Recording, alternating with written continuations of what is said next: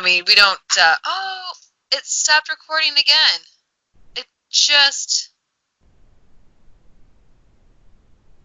just hit the button again. And now it's time for us to digest the lowest rung of pop culture so you don't have to. You're tuned in to the all-new CultureCast. Welcome to the all-new CultureCast. This is the Kiwi. And I'm Stacey. And we're coming to you with another spin-off with a book review of... Stacey, what book are we reading? Man-Eater. Man-Eater. Now, this, I mean, all the books... Oh, wait. We should probably do you want to do our segments? Yeah, if you want to. You can go this time with your crush. I went last time. Crush? Okay. Yeah. All right. What have you been watching?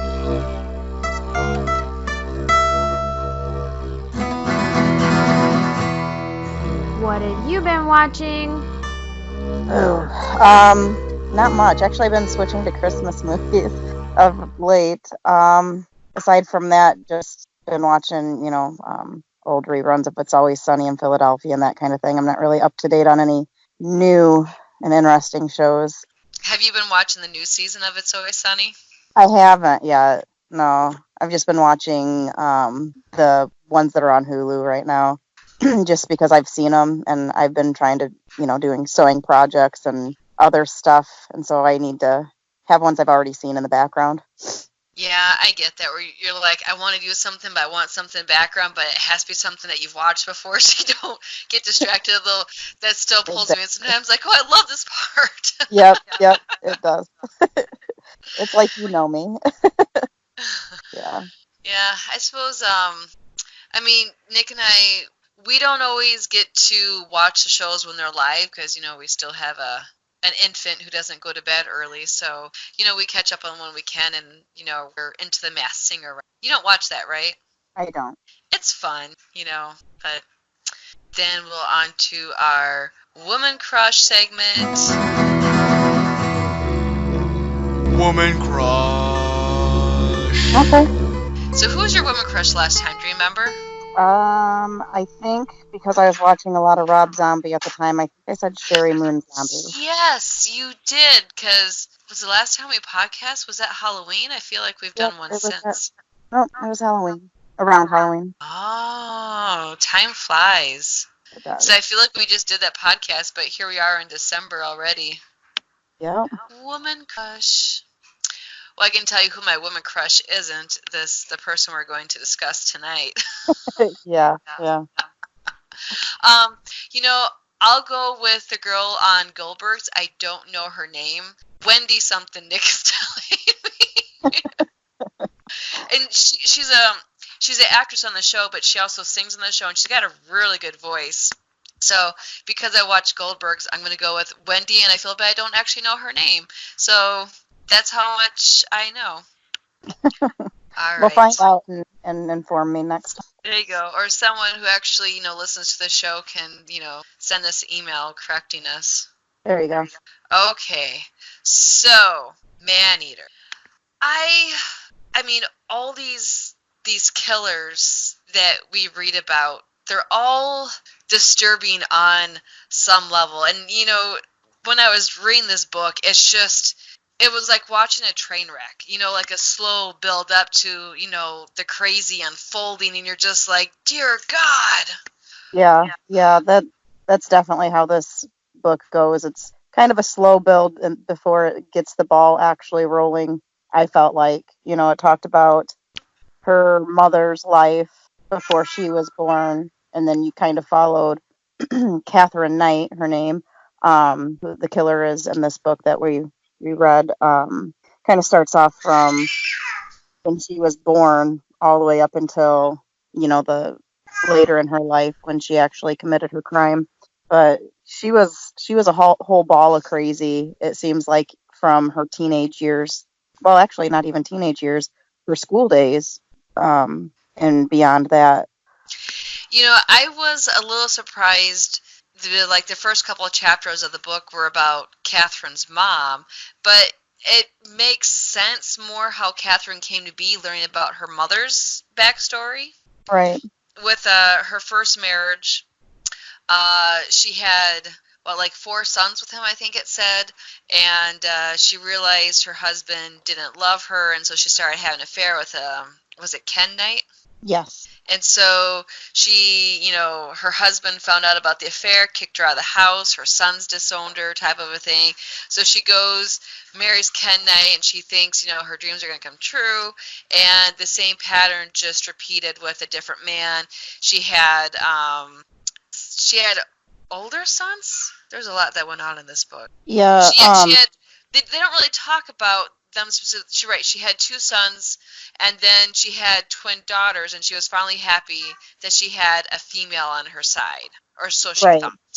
Right. Yeah, she had the two girls, and the one followed kind of the brothers' path, I believe, like where they were more resentful of the mother, which Catherine's mother's name is Barbara, so it's Barbie and Ken. I thought that was kind of funny. I didn't make that connection until you just said that. Yeah, and then Catherine was one of the twins, obviously, and the interesting thing about Catherine also is she had a way of, when she was a child in school and stuff, fooling people of authority and everything, thinking she was this sweet, innocent girl, when actually she had an extremely horrible temper where she would almost transform into a whole different person. Yeah. And I think that really kind of started after her brothers were kind of like molesting her. Mm-hmm. Yeah, her brothers were molesting her for several years before she started beating them up, pretty much. And she knew her brothers wouldn't go tell why she was beating them up, because then it would come out that they were, molesting her. So that kind of worked out in her favor, but it made a lot of built-up rage inside of her. And I think she just kind of altogether, she loved men, but she hated them at the same time. Like, she had to be in control of everything at all times. And she was, they described like a very tall girl, too. She wasn't some like little tiny thing. No, I think she was at least 6 foot, if I remember. Yeah, I thought they said she was 6 foot, too, and like muscular. Yeah, because she wanted to follow in her dad's footsteps, so she worked in a slaughterhouse. And she first went to apply at the job, and they turned her down, and she started working somewhere else. Do you remember her first job? It was a like a designer. Like, I want to say like she was sewing clothes. Yeah, that's it. Yeah, she was sewing and everything, and her work ethic and everything pretty much impressed all of her bosses. And so when she went back to the slaughterhouse to try to get that job, they gave it to her, but not in the position that she wanted. She wanted to debone and skin and dice up the pigs, pretty much. But she had to start off in a different section and eventually, work her way around the entire slaughterhouse. And just stronger the whole time. Her dad was like the top person in that slaughterhouse, and he got a little jealous, I'd say, as she was working her way up. I mean, after a year that she had been there, they gave her own set of knives. Yeah, they gave her own set of knives as a gift and acknowledgement of her hard work. And her dad had to work harder just to keep up with her because he didn't want to be overshadowed, not just by his daughter, but a female in general. Thought it would be the talk of the slaughterhouse. And the town they lived in, the slaughterhouse, it would make it seem like as there was slaughterhouse and then there was mining. So the men either worked in the slaughterhouse or they were miners, and it seemed like that was pretty much it that was around there. So a pretty rough and tumble area, it sounds like. We should probably also let the listeners know this story takes place in Australia. Right. And I think around this time, it's like the late 60s and the 70s when this full story took place. Right, yep. So when she was in the slaughterhouse, when she started working, was that in the 70s yet, or is that still the late 60s? Oh, gosh. I want to say it's the late 60s that she started working in the slaughterhouse, and she worked there for a long time. But yeah, in Australia, I don't recall right off. Like Aberdeen or something like that. Something like that, yeah. But the only other thing that there was to do was there was a bar, And so even though she didn't drink, she had a deal with the bartender to not let everybody know that she wasn't drinking, and he was just serving her lemonade. And she would stay sober, but her antics that she pulled, because she started bar fights and things like that, people would blame it on her being drunk, but in reality, she wasn't. She just was a bully. She had a bad temper, and liked to take Yeah. it out on the men. She didn't like losing control. She didn't want to be drunk because she saw what it did to other people. Yeah, especially her dad. I think that, she looked up to her dad a lot and wanted to follow in his footsteps with the slaughterhouse and things like that, and probably to an extent make him proud, I guess. But yeah, if anybody disagreed with her in any capacity, it was going to be their head. Aberdeen, I just came across the name on the book here. Aberdeen is the town that they lived in with the slaughterhouse. And she also got into a lot of different relationships with a lot of different men in town, and it seems like those relationships always ended badly with her being abusive and just horrible. But more men kept on dating her, even when the other guys in the slaughterhouse or around the town warned them not to date Catherine, that she was crazy, pretty much. She slept with her knives above her bed, and did all sorts of different things that were abnormal in comparison to other women of her time. You know, just so the listeners get like the good feel of it, like going back to the slaughterhouse, you mentioned the pigs. Like she took pleasure in watching the pigs suffer, because I guess there's no real humane way they killed the pigs, or at least back then. So they suffered more, and she enjoyed watching the pigs suffer. And the guy who slaughtered the pigs drew it out because he knew how much she enjoyed watching it. Yeah, they were a sick duo, those two. She would go there on her lunch break to watch him kill the pigs, and sometimes chase the pigs around with her knives and see how many times she could slash them before they would die. And she liked to listen to the pigs scream and make noises and see what all they could do to get what they could do to get away with keeping them alive the longest, to see how much they could do to them before they would actually die. She was, as the book continued, talking about all the different things that she was doing. She was a very depraved individual, where she definitely enjoyed suffering of others. She very much enjoyed it. Yeah, they also describe the pig sound as almost human sounding. Mm-hmm. Oh, kind of almost makes you throw up a little bit in your mouth sometimes when you're reading, about these people. I don't know why we keep doing it. It's hard to believe that people actually do stuff like this. Oh yeah, it is. You just don't ever know what's rattling around in somebody's head. It's interesting and scary to think about all at the same time. Yes, I know we've talked about this guy before, Chris Watts, because he seemed like the guy next door, and then it came out that he killed, his children and then his wife, and it's just, oh my God, But like with Catherine was not the girl next door. Everyone knew there was something different about Catherine. Yeah, she was insane, and she was just obsessed with her knives. She was obsessed with being in control. She had to control every aspect of everything, where, when she got into relationships, she'd go over the top of making everything perfect. Like their living space was always immaculate. She always had dinner cooked. She kept up this whole facade of being perfect to pretty much draw these guys in and make them want to stay with her. And she's just very intense. And she likes sex a lot, which, Yeah. The guys were all into that. Right. Oh yeah, she's just all over it. Like, just the intensity of everything that she did, was just a drug to anybody that dated her, until they saw through that and just saw how utterly crazy she was. I think this would be a good segue into talking about her first marriage. Mm-hmm. Yeah. She fell in love with a man, and when they first got married, did you want to talk about their wedding night? Is that what you wanted to talk about when she first? Yeah, we can start off on, the wedding night and go on from there.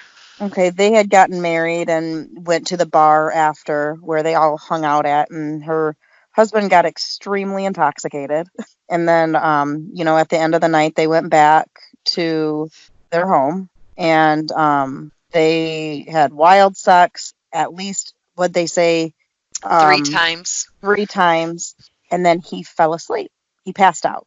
I won't say he fell asleep. He just straight up passed out cold because he was so drunk. And she got so upset when she couldn't wake him up, she actually got on top of him and started strangling him to the point where he woke up and his neck was sore. It was hard for him to breathe. Like she was actually choking him out.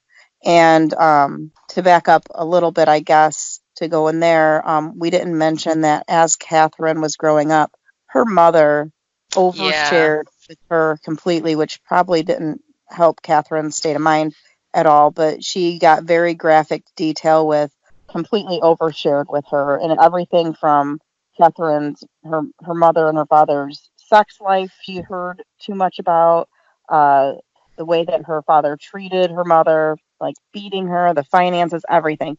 Anything that went on in the house, Catherine's mother shared with her. So when on her wedding night, her husband passed out after only 3 times, she got really upset because she knew that on her mother and father's wedding night, they went 5 times. And she demanded that they get to go 5 times too. And which her husband, while gasping for air and grabbing his throat, was a little disturbed that she was comparing their sex life with her own parents and why she would know that. And it is disturbing. Like, who wants to know that information? No. I mean, No, thank you. her mom had no friends, and I don't think she was probably allowed to have friends, and so she was excited to have daughters, and she just way overshared, and there was no boundaries, and it's weird that she would try to beat her mom's record. Yeah.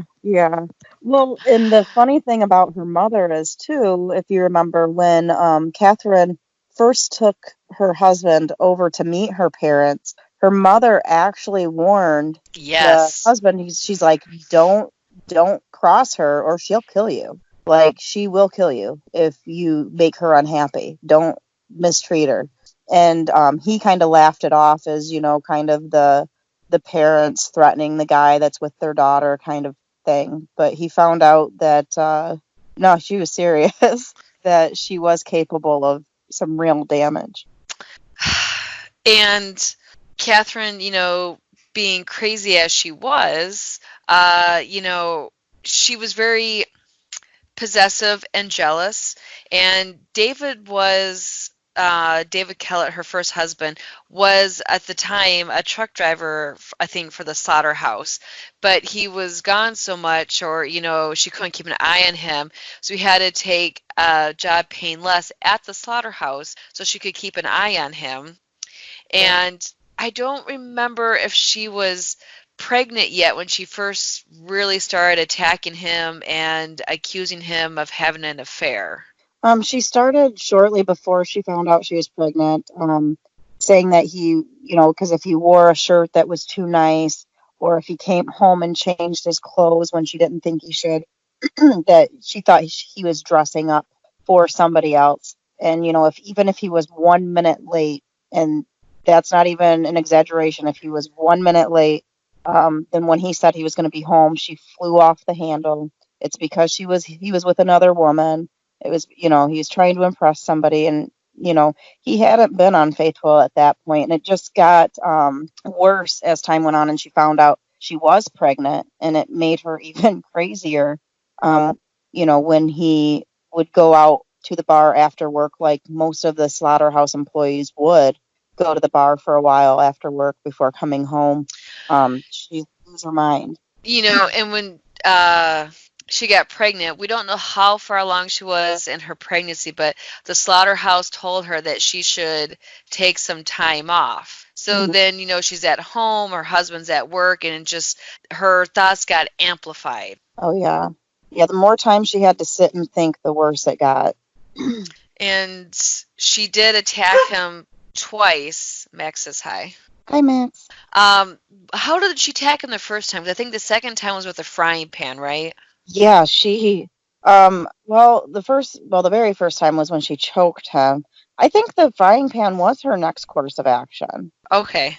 Yeah, she beat him about his head and actually did some real damage to his skull. Like she bashed his head in with the frying pan. She didn't kill him. But Surprisingly. yeah, surprisingly, but I mean it's like he got home and the lights were off and he was like, "Oh, good. I don't have to fight with Catherine. She went to bed. All is good." And then next thing he knew, he was looking at the sky because she had come up and hit him in the head with a frying pan and just busted his skull open. And he ended up in the hospital with that.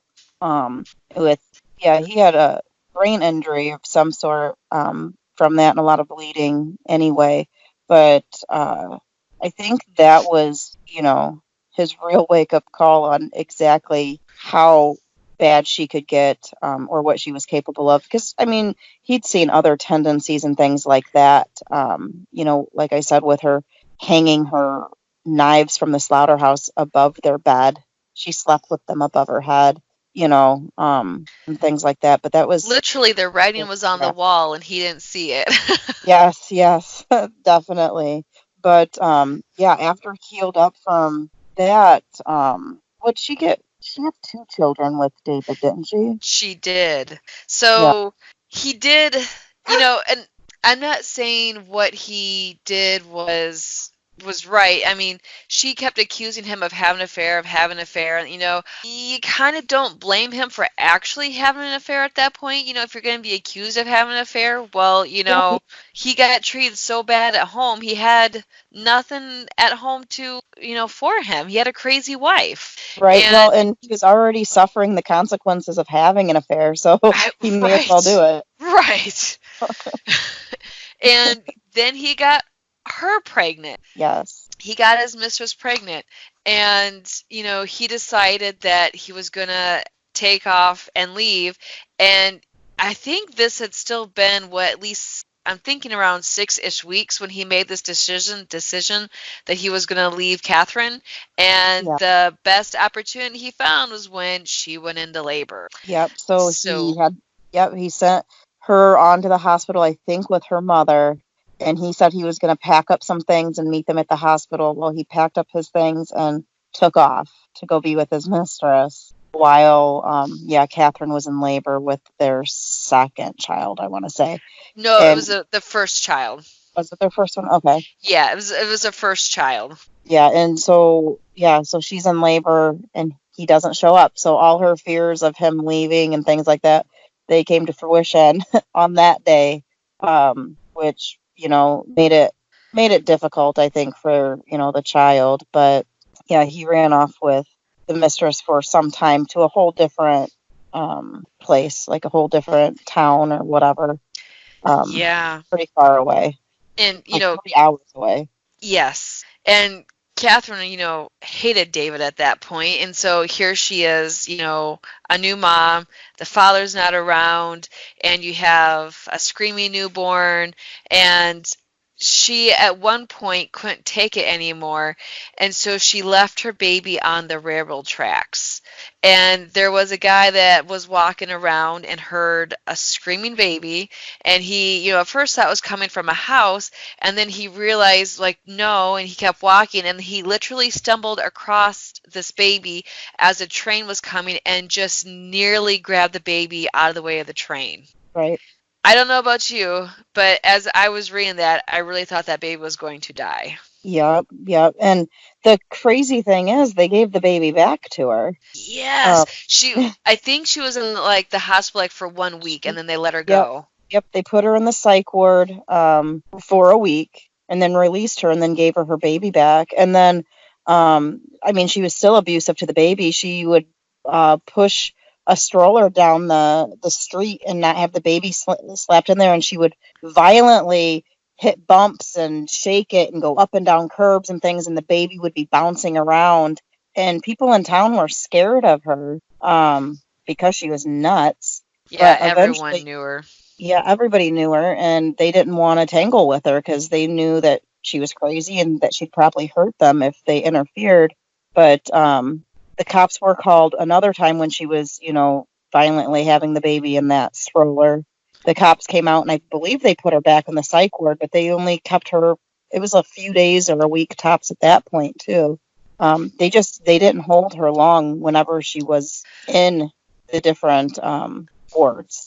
She did have was it a longer stay when she kidnapped the neighbor Yeah. when she wanted to go. She's like, oh, I need to go get my baby, and the neighbor's like, oh, okay, like from her parents. She's like, well, let me grab my brother. And you could tell Catherine was a little annoyed that her brother had to come with. And so once they get in the car, she's like, well, we're actually going to this other town. I'm going to go kill David, her husband. Which Yeah. the neighbor was like, no, I'm not doing that, and it was like hours away on top of it. And she's like, no, we're going. So she starts driving, and, the neighbor's like, oh my God, what am I going to do?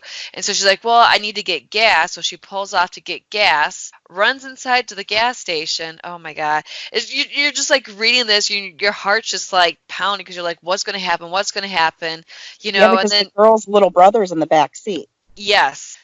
And so Catherine wasn't even gone that long. Catherine was, telling the gas station attendant what was going on, but she wasn't even gone long enough where it should have been suspicious at that point. And she, what do you want to say? Like, Yeah. turned the knife on the brother, like holding him hostage. Yeah, not Catherine. Catherine's neighbor had run in. Yeah, Catherine's neighbor had run in. Catherine was in the car, with the girl's brother. And once, Catherine figured out what the girl was doing, got out of the car and because the little brother, I think, started to run, and she grabbed him. Yeah, she did. Had the knife pushed up against his throat. And they had called the police and everything. And Catherine, pretty much was, egging them on to try to do something.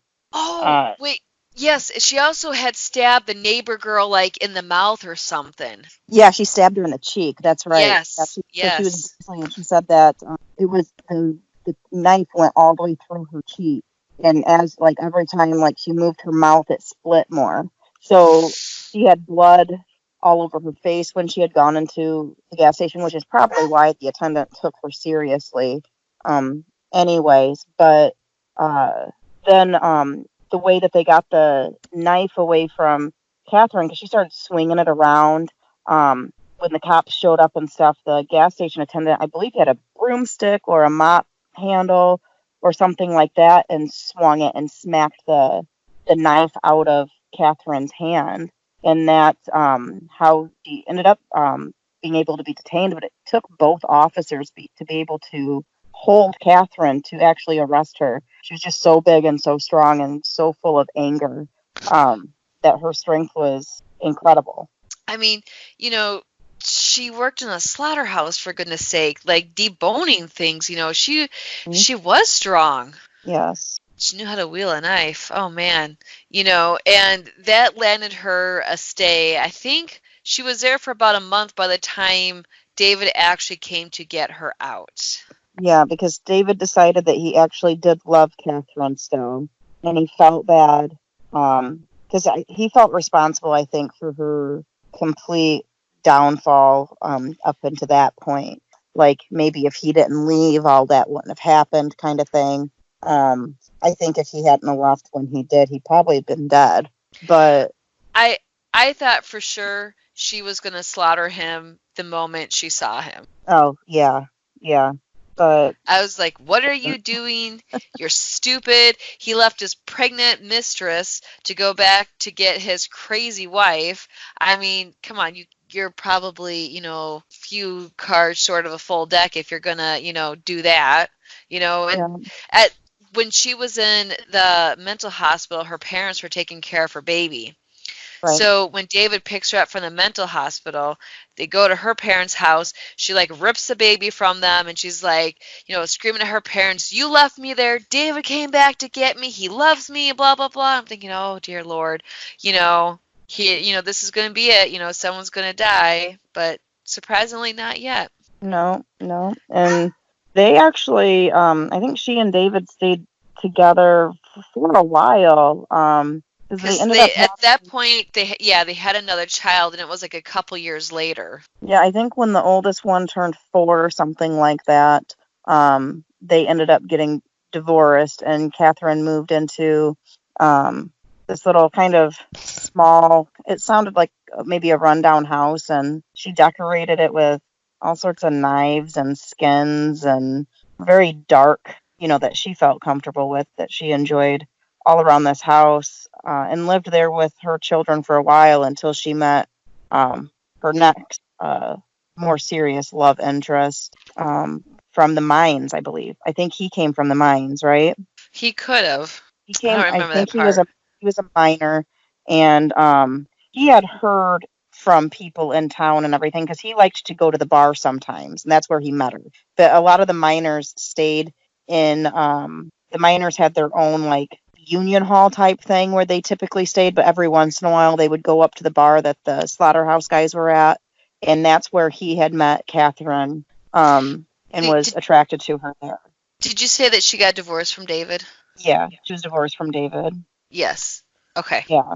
And he had met her there, and he had gotten warnings from all the other guys in town, like, she's crazy, she's violent, like, she will hurt you. And he was just like, oh, yeah, thinking that they were giving him a hard time and things like that. He had, like, or maybe she was a little feisty, but again, was very intense and liked a lot of sex and over and over and over. And it just pulled him into this whole idea of what she was, and she put on that facade for a while where she kept things perfect and everything was perfect, and she kept her temper at bay. Did they ever get married? I couldn't remember, because I feel like she only ever married the first guy. No, she wanted him to marry her, and she begged him and begged him and begged him, and he wouldn't marry her. And I think originally he was going to, but then for whatever reason decided not to. But no, they never ended up getting married. But he had children, and Catherine had the children, and he had 2 kids, and Catherine had the 2 kids, and he had let Catherine and the children move into his house at some point. And Catherine kept her other house, but she moved in with this other fellow. David Saunders. Yeah, David Saunders. Oh, yeah, it was another David, wasn't it? Mm-hmm. So, yeah, so anyway, they got the dog. Oh, yeah, I forgot the dog. They got the dog for the kids. Yeah, and David had, I don't remember if he was out a few minutes too late or what the deal was, but she was starting to accuse this David of going out on her and cheating on her and being attracted to other women, and what was he doing, and he was 3 minutes late and things like that. And she took the dog and lifted it up by the scruff of its neck and slit its throat right in front of him, and killed the dog. Yeah, it just horrible. It just like, it's funny because, I feel bad for human victims and crimes, but there's like something that just completely a special hell for people that kill and hurt animals. It's like, I don't know, that dog couldn't have done anything to stop her. That poor thing. But yeah, and at that point he was kind of like, whoa, this chick, has lost it. And was it after she killed the dog, he booted her out of the house, and she went and back to live in her house, and was just like begging him to let her move back in, and she wanted to be with him. And eventually I thought that was the last guy, or did it happen twice? No, maybe that was the last guy. Sorry, I got mixed up. I mean, there's definitely a lot of similarities and crossovers, between the guys. Oh, yeah, it's the same old story over and over with literally every guy. And this one, he did have one daughter with her, and she eventually had stabbed him in the stomach with scissors. Yeah. No vital organs were hit, and that was the last straw, and he left. And then he tried to get custody of his daughter, but she filed a restraining order against him, so that blocked him from trying to get custody. Right. Yep.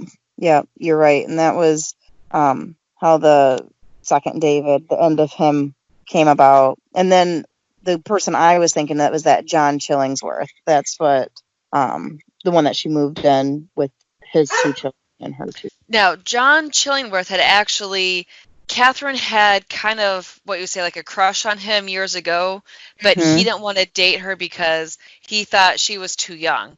But, you know, as time goes on, the age difference becomes less, and they start dating.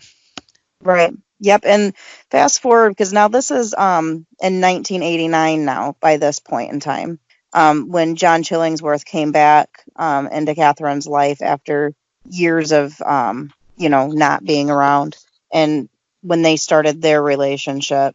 And I think he had divorced his wife by that time when they ended up getting together. And he did have a couple kids with his wife, and Catherine's now got, did she have 2 or 3 kids total? She had 4 kids total. She had one more kid with John. That's right. So she had 2 with her husband, 1 with the second David, and then 1 with John Chillingsworth. Yes. Yeah. And I think it was a son. So I think she had 3 girls and 1 son. Right. Yep. And Catherine, when she was younger and John was around, she would always flirt with him and stuff, and it always made him uncomfortable. And he admitted at one point, it was intriguing, but at the same time, like you said, she was just too young for him. And I think it was weird, too, that her dad at that time had worked in the slaughterhouse and was always around when Catherine was flirting with him and stuff like that. But fast forward to now 1989, and now, yeah, like you said, the age difference doesn't seem as important since they're both like a good 10, at least a good 10 years had gone by, I think, at this point. Yeah. 10 or 15, maybe even. Yeah. And yeah, John had invited her to somewhat move into his house, not, I don't think permanently, but pretty much live in his house full time. But she did keep her little house, I think, for the duration of this book anyway. I don't know what would have happened to it after that, but she, at some point, was it sorry, listeners, she got that large settlement from the slaughterhouse because she kind of like went on disability and she couldn't work anymore. Right. Yeah. And she used that to like pay for the house, like it was hers. Yep. She paid off that little house, and so it was hers. And like I said, she had it decorated the way she wanted, and she didn't want to let that go, which was good for when John, later had kicked her out because he got tired of her screaming rages and always accusing him of things, because like it's the same old story as with every other man she was with. Everything would be fine for a while, and then she would get jealous for whatever reason or another. And the bad thing is for her, it's like, it seems like all the men that she was with were genuinely good guys when she was first with them, before she, was crazy to them. They all were very loyal. They treated her well. It seems like they were all really good. She was the problem. And, she was with John for a while, and with his kids and her kids, and kind of a blended family there. And then in 1990, she did give birth to her only son, Eric, that she had with John. But they weren't married either. She had only been married that one time. And she did try to overdose on pills with John Chillingsworth. Yeah, she later. You're talking about. Yeah, he left after that point, right? Hang on a second. Let me skim this real quick, because I know at the very end of the book, after she did everything, she tried to OD. No. At that with John, she tried to overdose, and he drove her to the hospital. That could have been. Yeah, that could have been to. Yeah, I think you're right. I think And I think at that point he decided to leave, and he was the only person who did not have like a scar given to him by Catherine. Right. Right. So then enters the last man in Catherine's life, John Price. Yeah, John Price. She liked men that had the same names, and that's it's easy to get them confused with each other. David, John.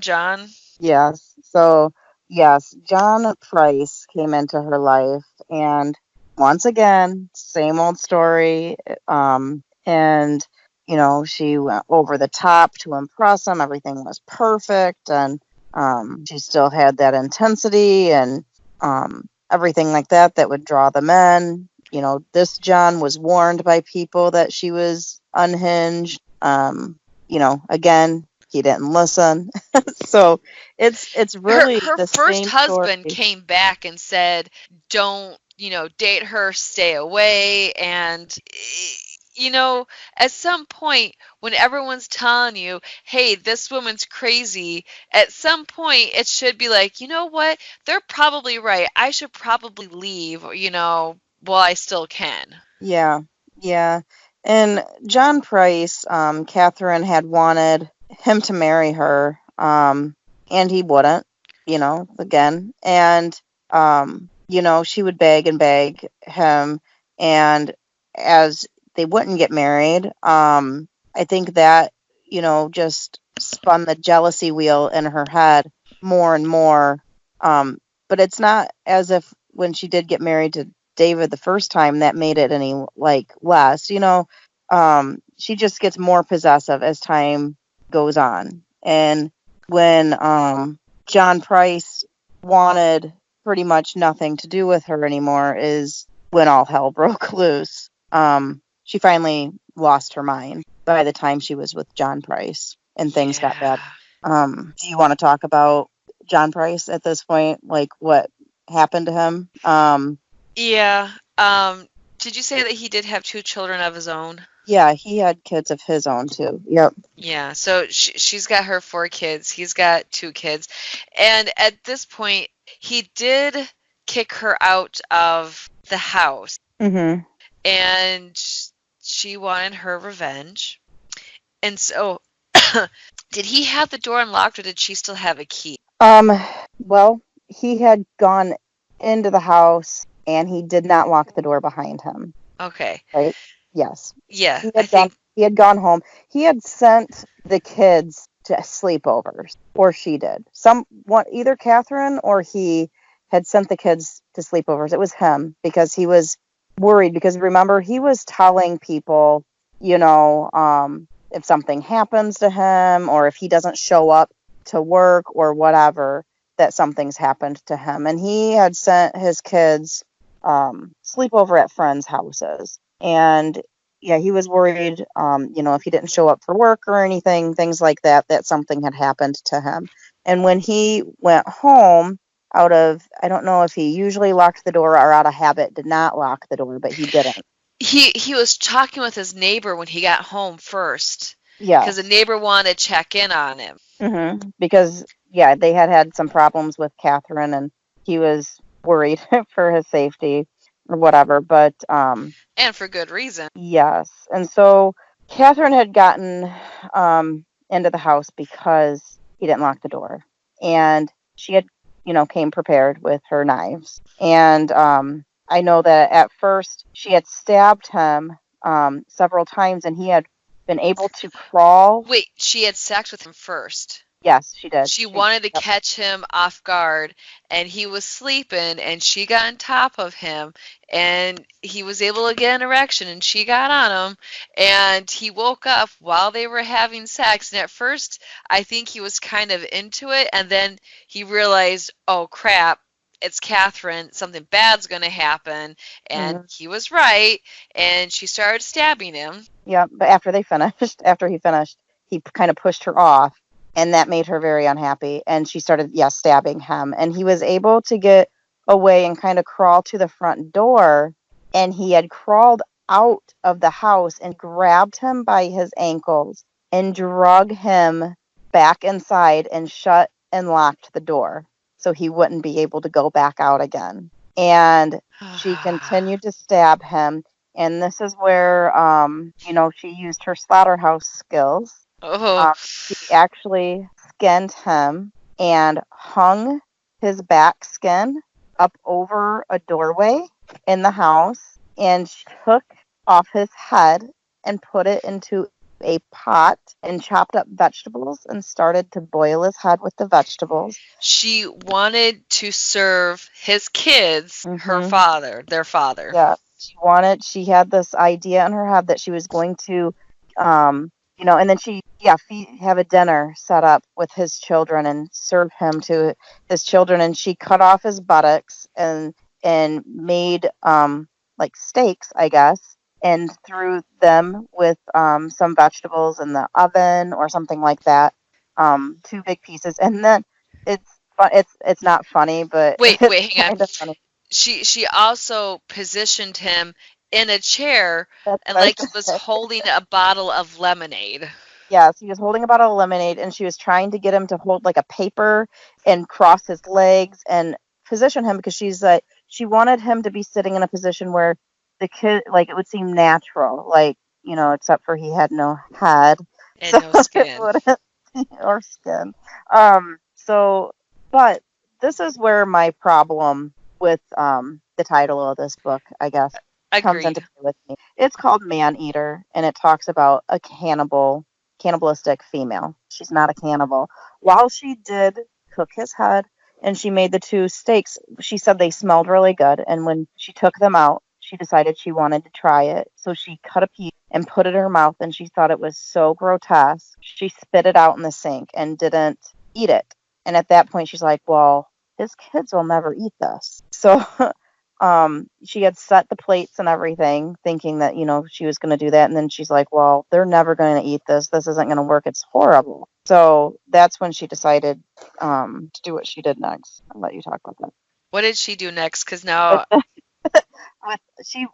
her grandiose plan was, to feed him to the children, and then that wouldn't work. So then she decided that she was going to take pills, and she was going to overdose again and went to lay down.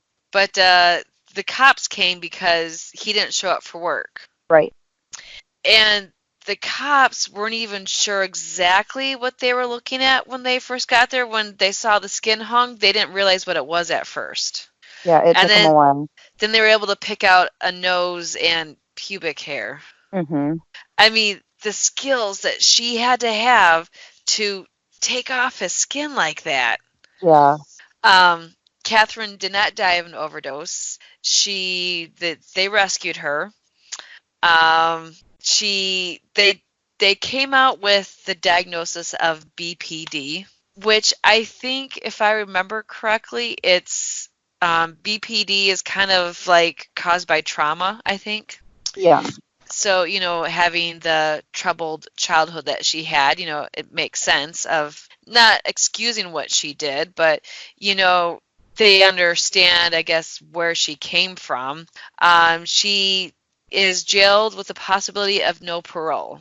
Okay. And someone tried to get her like released, like early or something, but they told them no, that she has no remorse for what she's done, that she's just going to be in jail for life, and she's probably still alive at this point. Oh yeah, I would think so, because all that happened, that was early 90s. So and in 2006 she had launched an appeal against her sentence, claiming it was too harsh for a single murder. Right. Okay. Yeah, and so a panel of 3 in the New South Wales, the judges gathered to review her case, and no, they came to the conclusion, like, no, your sentence is good for because of the way that she killed poor John Price and what she did and what her intentions were with, cooking his head, and, it was really above and beyond. It's not like she got upset and shot the guy and he didn't suffer and it wasn't horrible. I mean, premeditated this. She planned it out. She brought her knives with her. She knew exactly what she was going to do, and she loved doing it. You have to imagine that she was probably just in such a state of bliss when she was chopping him up like a pig in the slaughterhouse. he had 37 or 38 stab wounds. That they could That's count. crazy. Yeah. Yeah. Yeah, because they had, at the end, they said, it would be as possible for Catherine to felt bad about what she did to John Price, just as it would be possible for a lioness to feel bad for the gazelle when it rips its throat out.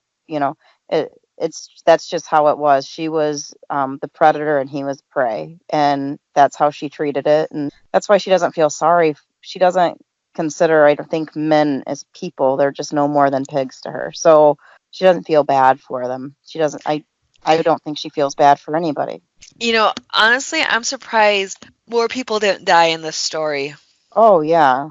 I mean, I think this is one of the few books that we've read where there's only one victim, and I'm not disappointed by that.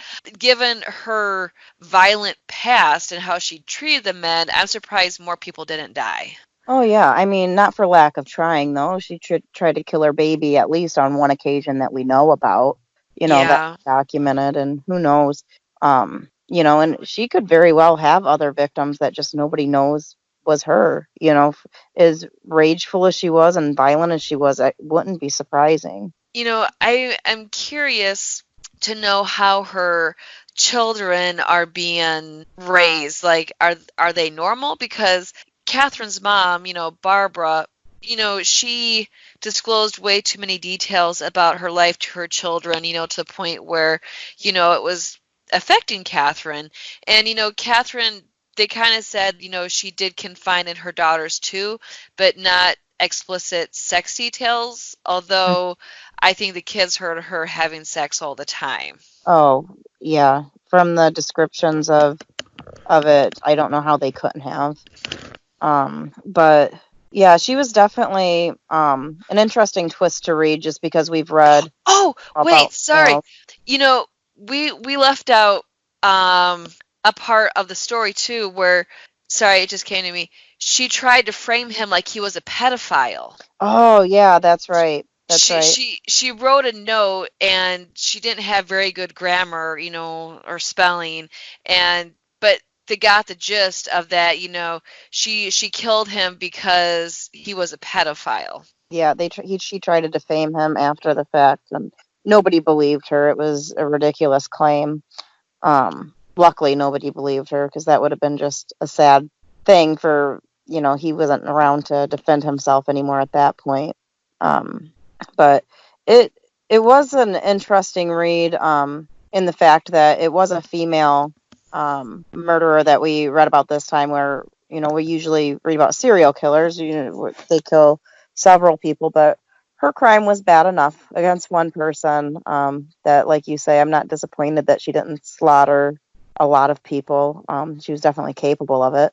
But it was interesting to see into the mind a little bit of a female murderer versus what we have been reading. But I think it's a stretch for them to call her a cannibal when she never actually swallowed any. Yeah.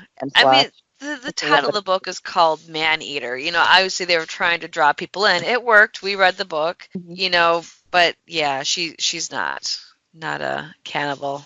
I mean, I guess it's disturbing in itself that she even thought to cut off his head and cook it with vegetables, and think, that's not a normal thing, even on the scope of murderers. But she was definitely an odd one. Horrifying, actually. I mean, I hope her children end up with, as much of a normal life as they can have.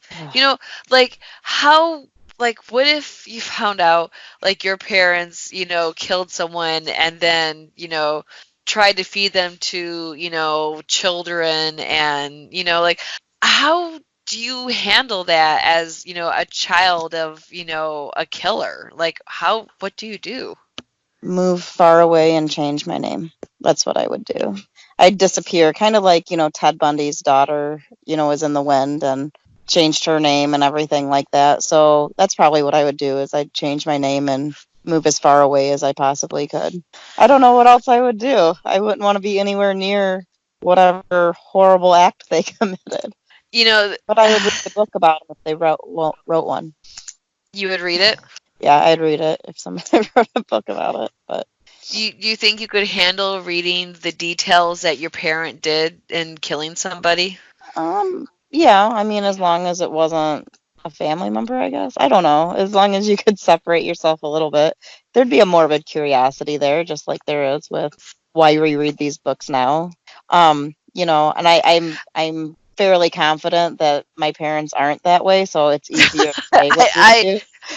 I can safely say I think both our parents are Yeah, in the. we have really good parents, and it would be horrifyingly shocking to find that out.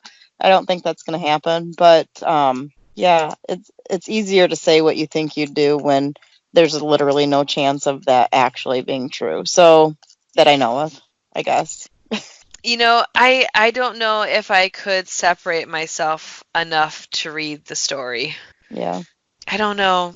Let's not go in. Let's Let's not hope we find don't have out. to find Yeah, out. Yeah. I know my mom listens to the podcast. Mom, please don't give me a reason to be in that situation. There we go. And I think my mom does too. So hey, Mom, if you are a murderer, don't come after me. I'm not outing you. We were just talking hypothetics. Don't bury me in your backyard. If Stacey disappears, I know who my first suspect is going to be. I'm looking at you, Stacey's mom. You know who you are. This is kind of a segue into we do have two books that we have next on our reading list. Jeffrey Dahmer is probably going to come first, and then O.J. Simpson, because here we actually have a true cannibal. I don't think that's a spoiler because I think everyone, who knows Jeffrey Dahmer knows he ate people. Mm-hmm. And O.J. Simpson, there's going to be a twist coming out with that we're going to talk about.